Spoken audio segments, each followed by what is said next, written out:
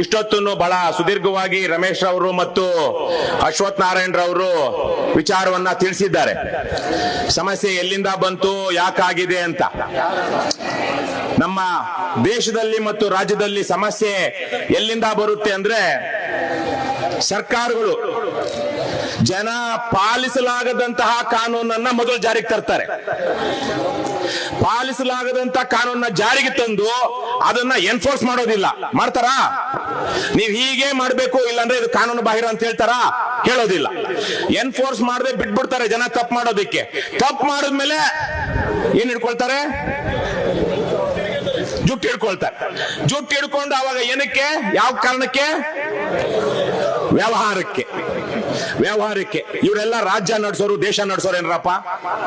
ಯಾಕೆ ನೀವು ಇವತ್ತು ಫುಟ್ಪಾತ್ ಅಲ್ಲಿ ಇಲ್ಲಿ ಬಂದು ಫ್ರೀಡಂ ಪಾರ್ಕ್ ಅಲ್ಲಿ ಕೂತಿದ್ದೀರಾ ಅಂದ್ರೆ, ಮಾಡೋದೇ ಜನ ಪಾಲಿಸಲಾಗದಂತಹ ಬೆಂಗಳೂರಲ್ಲಿ 30-40 ಸೈಟ್ ಕಟ್ಟಿ ಪಾಪ ಆ ಸೆಟ್ ಬ್ಯಾಕ್ ಎಲ್ಲ ಬಿಟ್ಟಿರೋನಿಗೆ ಸಮಸ್ಯೆ ಕೊಡ್ತಾರೆ. ನಾನು ಸ್ವತಃ BTM ಲೇಔಟ್ ಅಲ್ಲಿ ಒಬ್ಬ ನಮ್ಮ ನೆಂಟರು ಮನೆ ಪಕ್ಕದಲ್ಲಿ ನೋಡಿದ್ದೆ. 30-40 ಸೈಟ್ ಅಲ್ಲಿ ಅವನು ಬಹುಶಃ 31-41ಗೆ ಬಿಲ್ಡಿಂಗ್ ಕಟ್ಟಿದ್ದ. ಆ ಕಡೆ ಸೆಟ್ ಬ್ಯಾಕ್ ಇಲ್ಲ, ಈ ಕಡೆ ಅದರದ್ದು ಯಾವುದೇ ರೀತಿಯಲ್ಲಿ ಏನು ಪ್ಲಾನ್ ಪ್ರಕಾರ ಕಟ್ಟಿಲ್ಲ. ಅವನ್ ಯಾರು ಅಂದ್ರೆ BBMP ಆಫೀಸರ್. ಸರ್ಕಾರಿ ಅಧಿಕಾರಿಗಳಿಗೆ, ಭ್ರಷ್ಟರಿಗೆ, ಪ್ರಭಾವಿಗಳಿಗೆ ಈ ಕಾನೂನು ಅಪ್ಲೈ ಆಗೋದಿಲ್ಲ. ಯಾರಿಗೆ ಅಪ್ಲೈ ಆಗುತ್ತೆ? ಯಾರಿಗೆ?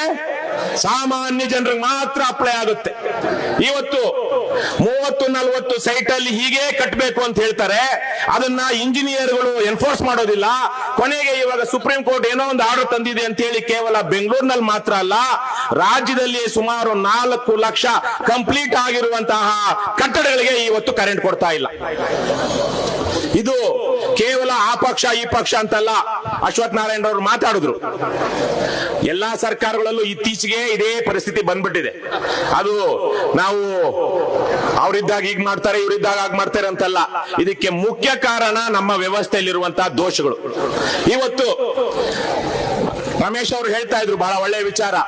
ನಾವು ಸರ್ಕಾರದ ಯಾವ ಪ್ರಾಜೆಕ್ಟ್ಗಳನ್ನು ನಾವು ಮಾಡೋದಿಲ್ಲ, ನಾವು ಮಾಡೋದು ಖಾಸಗಿ ವ್ಯಕ್ತಿಗಳ ಪ್ರಾಜೆಕ್ಟ್ಗಳು. ಆದ್ರೆ ನೀವೇ ಯೋಚನೆ ಮಾಡಿ, ಇವತ್ತಿರುವಂತಹ ಬೆಸ್ಕಾಮು, ಎಸ್ಕಾಮು ಇಂಜಿನಿಯರ್ಗಳಿಗೆ ಲಂಚ ಕೊಡದೆ ನಿಮ್ಮ ಫೈಲ್ಗಳು ಕರೆಂಟ್ ಸ್ಯಾಕ್ಷನ್ ಆಗ್ತಾ ಇದೆಯಾ? ಆಗ್ತಿದೆಯಾ? ಮೊನ್ನೆ ಯಾವನೋ ಒಬ್ಬ ಪೊಲೀಸನ್ನ ಲಾಕ್ ಮಾಡಿದ್ರಲ್ಲ ಲೋಕಾಯುಕ್ತರು, ಏನ್ ಮಾಡಿದ ಅವನು? ಕಾಂತಾರ ಮಾಡಿದ್ನಲ್ಲ, ಕೈ ಮುಗಿತೀನ್ರಣ. ನೀವು ಅಂತ ಒಂದಷ್ಟು ಬದ್ಮಾಶ್ಗಳನ್ನ ಲಾಕ್ ಮಾಡಿ ಜೈಲ್ಗೆ ಹಾಕ್ರಪ್ಪ. ಅಲ್ಲಿಂದ ಶುರು ಮಾಡಿ ಭ್ರಷ್ಟಾಚಾರ ಕೊನೆ ಆಗದೆ ಇವತ್ತೇನೋ ಈ ಓಸಿ ಗೀಸಿ ಕೊಡ್ಲೇಬೇಕು. ಯಾಕಂದ್ರೆ ಲಕ್ಷಾಂತರ ಜನರಿಗೆ ಇವತ್ತು ತೊಂದರೆ ಆಗಿದೆ. ಸರ್ಕಾರ ನೀವೇನೋ ಗುತ್ತಿಗೆದಾರರ ಸಂಘದಿಂದ ಬಂದು ಎಷ್ಟು ಸೂಟ್ ಕೇಸ್ ಕೊಡ್ತೀರಾ ಅಂತ ಕಾಯ್ತಾ ಇದ್ದಾರೆ ಅವರು. ಮೊನ್ನೆ ಇದೇ ಫ್ರೀಡಂ ಪಾರ್ಕ್ ಅಲ್ಲಿ ನಡೆದಂತಹ ಒಂದು ಸಭೆಯಲ್ಲಿ ಉಪಮುಖ್ಯಮಂತ್ರಿ DK ಶಿವಕುಮಾರ್ PWD ಕಾಂಟ್ರಾಕ್ಟರ್ಸ್ ಏನ್ ಹೇಳಿದ್ರು? ಬಿಜೆಪಿ ಸರ್ಕಾರದಲ್ಲಿ ಕೊಟ್ಟಂತದನ್ನ ನೀವೆಲ್ಲ ಬೇಡ ಅಂದ್ರು ತಗೊಂಡು ಇಂಪ್ಲಿಮೆಂಟ್ ಮಾಡ್ಕೊಂಡ್ಬಿಟ್ರಿ, ಕಟ್ಟೋದಕ್ಕೆ ಶುರು ಮಾಡ್ಬಿಟ್ರಿ, ಈಗ ಬಂದು ನಮ್ ತಲೆ ಮೇಲೆ ಕೂತಿದ್ದೀರಾ ಅಂತ. ಅದು ಬಿಜೆಪಿ ಇರ್ಲಿ, JDS ಇರ್ಲಿ, ಕಾಂಗ್ರೆಸ್ ಇರ್ಲಿ, ಯಾವುದೇ ಇರ್ಲಿ, ಸರ್ಕಾರ ಆದ್ಮೇಲೆ ಸರ್ಕಾರ. ಅವರು ಯಾವುದೇ ಸರ್ಕಾರ ಕೊಟ್ಟಂತಹ ಒಂದು ಆದೇಶವನ್ನ ಮುಂದೆ ಬರುವಂತ ಪಕ್ಷದ ಸರ್ಕಾರವನ್ನು ಪಾಲಿಸಬೇಕು. ಸರ್ಕಾರ ನಿರಂತರವಾಗಿ ನಡೆಯುತ್ತೆ, ಪಕ್ಷಗಳು ಬರುತ್ತವೆ ಹೋಗುತ್ತವೆ, ಸರ್ಕಾರ ನಿರಂತರವಾಗಿರುತ್ತೆ. ರಾಜ್ಯಪಾಲರ ಅನುಮತಿಯೊಂದಿಗೆ, ಆದೇಶದೊಂದಿಗೆ ಸಹಿ ಮಾಡಿದ್ಮೇಲೆ ಮುಂದೆ ಬಂದಂತಹ ಸರ್ಕಾರವೂ ಸಹ ಅದಕ್ಕೆ ಬದ್ಧವಾಗಿರ್ಬೇಕು. DK ಶಿವಕುಮಾರ್ ಹೇಳದೆ ಬಿಟ್ಟಿದ್ದೇನು ಅಂದ್ರೆ, ಹಿಂದೆ 40% ಕಮಿಷನ್ ಅವ್ರು ಕೊಟ್ಟಿದ್ರಿ, ನಮಗೆಲ್ಲಿ ಬಿಲ್ ಕೊಡಬೇಕಾಗಿರೋರು ನಾವು, ನಮಗೆಲ್ಲಿ ಅಂತ. ಇದು ಇವತ್ತಿನ ಪರಿಸ್ಥಿತಿ. ಹಾಗಾಗಿ ಭ್ರಷ್ಟಾಚಾರ ಕೊನೆಯಾಗದೆ ನೀವೇನೋ ಈಗಲೂ ಅಷ್ಟೇ, ಮುಂದಕ್ಕೆ ನಾನು ಹಲವಾರು ಜನ ನೋಡಿದ್ದೀನಿ, ಮುಂದಕ್ಕೂ ಅಷ್ಟೇ ನೀವುಗಳು ನಿಮ್ಮ ಯಾವುದೇ ಸ್ಯಾಂಕ್ಷನ್ ಕರೆಕ್ಟ್ ಆಗಿದ್ರೆ ಯಾವನಾದ್ರೂ ಬದ್ಮಾಶ್ ಲಂಚ ಕೇಳಿದ್ರೆ ಲೋಕಾಯುಕ್ತ ಕೇಳಿ ನೀವು ಅವನ್ನ ಇಳಿಸಬೇಕು, ಜೈಲ್ಗೆ ಹಾಕ್ಬೇಕು. ಆವಾಗ ನಿಮ್ಮ ಬಗ್ಗೆ ಅವ್ರಿಗೆ ಭಯ ಬರುತ್ತೆ. ಇಲ್ಲಾಂದ್ರೆ ನಾವು ನೀವು ಅಕ್ರಮ ಮಾಡ್ಕೊಳ್ತಾ ಹೋಗೋಣ ಅನ್ನೋ ತರಕೆ ನಡೀತಾ ಇರುತ್ತೆ. ಇವತ್ತು ಇಡೀ ವ್ಯವಸ್ಥೆಯಲ್ಲಿ ಭ್ರಷ್ಟಾಚಾರ ಇದೆ. ಇಂತಹ ಸಂದರ್ಭದಲ್ಲಿ 4 ಲಕ್ಷ ಅವರು ಹೇಳಿದ್ರು, ಸುಮಾರು 16 ಲಕ್ಷ ಗ್ರಾಹಕರಿಗೆ ಇವತ್ತು ಸಮಸ್ಯೆ ಆಗಿದೆ ಅಂತ ಹೇಳಿ ಬಹಳ ಒಳ್ಳೆಯ ಉದಾಹರಣೆ ಕೊಟ್ಟರು ಅಶ್ವಥ್ ನಾರಾಯಣ್ ಅವರು. ಪ್ರೊಡಕ್ಷನ್ ಕಾಸ್ಟ್ ಕಡಿಮೆ ಆಗ್ತಾ ಇದೆ, ಆದ್ರೆ ಜನರಿಗೆ ಜನರಿಗೆ ಜಾಸ್ತಿ ಆಗ್ತಾನೆ ಇದೆ ಬಿಲ್ಲು. ಇಲ್ಲಿ ಯಾವುದೇ ರೀತಿಯಲ್ಲಿ ಕಡಿಮೆ ಮಾಡುವಂತ ವೈಜ್ಞಾನಿಕ ವೈಚಾರಿಕವಾದಂತ ಬೆಲೆ ಪದ್ಧತಿಯನ್ನ, ದರ ಪದ್ಧತಿಯನ್ನ ಇವರು ರೂಢಿಸ್ಕೊಂಡೇ ಇಲ್ಲ. ಹೆಚ್ಚೆಚ್ಚು ಹಾಕ್ತಾನೆ ಇರ್ತಾರೆ. ಪ್ರತಿ ವರ್ಷ ಇದು ರೇಟ್ ಜಾಸ್ತಿ ಆಗ್ತಾ ಇರುತ್ತೆ, ಅದು ರೇಟ್ ಕಡಿಮೆ ಆಗ್ತಾನೆ ಇರುತ್ತೆ. ಯಾಕೆ? ಇವರು ಸಾಕ್ತಿರುವಂತ ಬಿಳಿ ಆನೆಗಳು ಇಷ್ಟು ಕಿಲೋವ್ಯಾಟ್ಗೆ ಇವನು, ಅದ್ರ ಮೇಲೆ ಅವನು ಪರ್ಮಿಷನ್ ಕೊಡ್ಬೇಕು, ಮತ್ತೆ ಮೇಲಿಂದ ಕೆಳಗಿನ ತನಕ ನೀವೆಲ್ಲ ಬಿಲ್ಗಳನ್ನ ಅಥವಾ ಫೈಲ್ಗಳನ್ನ ಮೂವ್ ಮಾಡೋದಕ್ಕೆ ಲಂಚ ಕೊಡ್ತಾನೆ ಇರ್ಬೇಕು, ಸ್ಲ್ಯಾಬ್ ರೇಟ್. ಸೊ ಹೀಗೆಲ್ಲ ಇರುವಾಗ ಇಂಥ ಬಿಳಿ ಆನೆಗಳನ್ನ ಸಾಕೊಂಡು ಅದರಲ್ಲಿ ಆಡಳಿತದಲ್ಲಿ ಸುಧಾರಣೆಗಳನ್ನ ತರದೆ, ಇವರು ಸರಳೀಕೃತ ಮಾಡದೆ ಅವರ ಲೈಸೆನ್ಸ್ ತಗೊಳ್ಳೋದನ್ನು, ಸ್ಯಾಂಕ್ಷನ್ ಮಾಡೋದನ್ನು ಕೇವಲ ಜನರಿಂದ ಸುಲಿಬೇಕು, ಲಂಚ ಹೊಡಿಬೇಕು ಅಂತಲೇ ಕೆಳಗಿಂದ ಮೇಲಿನ ತನಕ ಈ ವ್ಯವಸ್ಥೆ ನಡೀತಿರುವಂತದ್ದು. ಇವತ್ತು ಕೊಡ್ತಾರೆ, ಇಷ್ಟರಲ್ಲೇ ಕೊಡ್ತಾರೆ. ಈಗಾಗಲೇ ಸದನದಲ್ಲಿ ರವಿಕುಮಾರ್ ಅವರು ಬಂದಿದ್ದಾರೆ, ವಿಧಾನ ಪರಿಷತ್ತಲ್ಲಿ ಮಾತಾಡ್ತಾರೆ.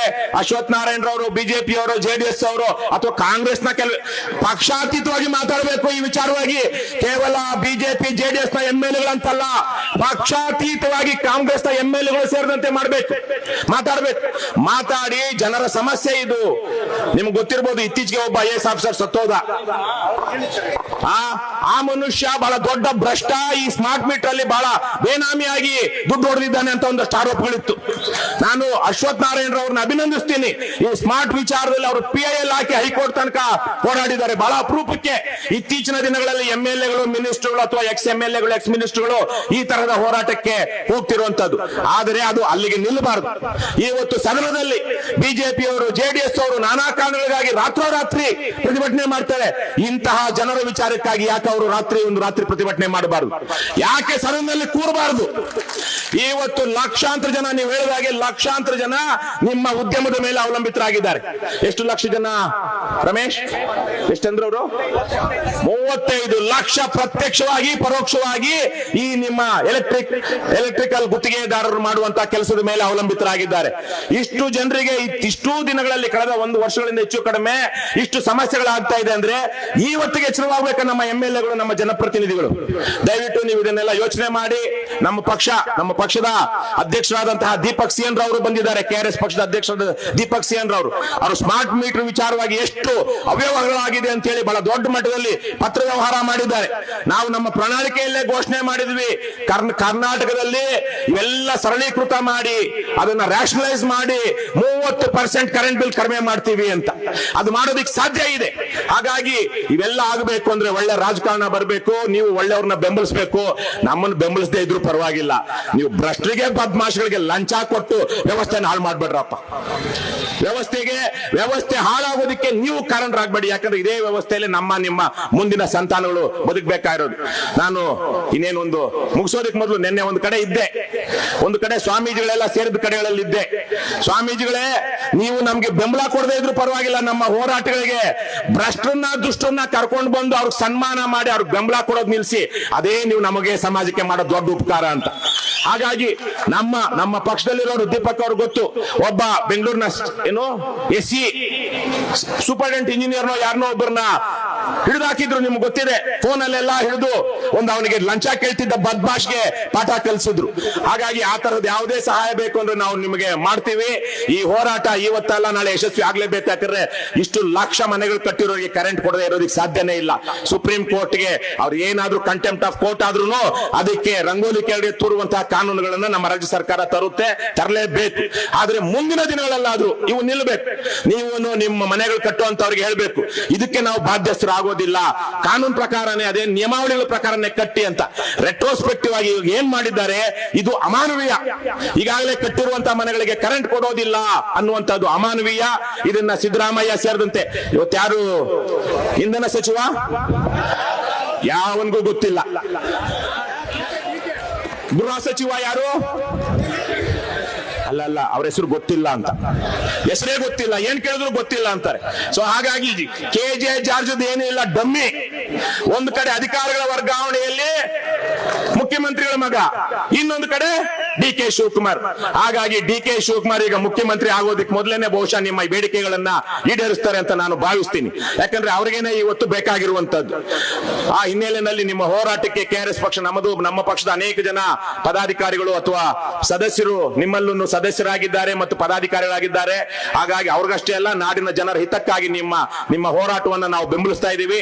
ಕಾನೂನುಬದ್ಧವಾಗಿ ಮಾಡಿ, ನ್ಯಾಯಬದ್ಧವಾಗಿ ಮಾಡಿ. ಇವತ್ತು ತಲೆ ಹೊಡೆದು ತಲೆ ಹಿಡಿದೇ ದುಡ್ಡು ಮಾಡಬೇಕು ಅಂತಿಲ್ಲ. ಇವತ್ತು ಪ್ರಾಮಾಣಿಕವಾಗಿ ಕಷ್ಟಪಟ್ಟರೆ ದುಡ್ಡು ಮಾಡೋದಕ್ಕೆ ಅವಕಾಶ ಇದೆಯೋ ಇಲ್ವೋ? ಹಿಂದೆಂದೂ ಇರಲಿಲ್ಲ ಈ ತರಹದ ಅವಕಾಶಗಳು. ಇವತ್ತು ಕಷ್ಟಪಡ್ತೀವಿ ಅಂದ್ರೆ, ಪ್ರಾಮಾಣಿಕವಾಗಿರ್ತೀವಿ ಅಂದ್ರೂ ದುಡ್ಡು ಮಾಡಬಹುದು. ಇವತ್ತು ನೀವು ಕಾಂಟ್ರಾಕ್ಟರ್ಗಳು, ಎಲೆಕ್ಟ್ರಿಕಲ್ ಕಾಂಟ್ರಾಕ್ಟರ್ಗಳು ಆ ತರ ಮಾಡಿ ರಾಜ್ಯಕ್ಕೆ ಮಾದರಿಯಾಗಿ ಅಂತ ಕೇಳ್ಕೊಳ್ತಾ ಬಂಧುಗಳೇ, ಏನೇ ಆಗಲಿ ಒಳ್ಳೆಯದನ್ನೇ ಮಾಡಿ, ಮಾಡುತ್ತಲೇ ಇರಿ. ಜೈ ಹಿಂದ್, ಜೈ ಕರ್ನಾಟಕ. ನಮಸ್ಕಾರ. ಧನ್ಯವಾದ.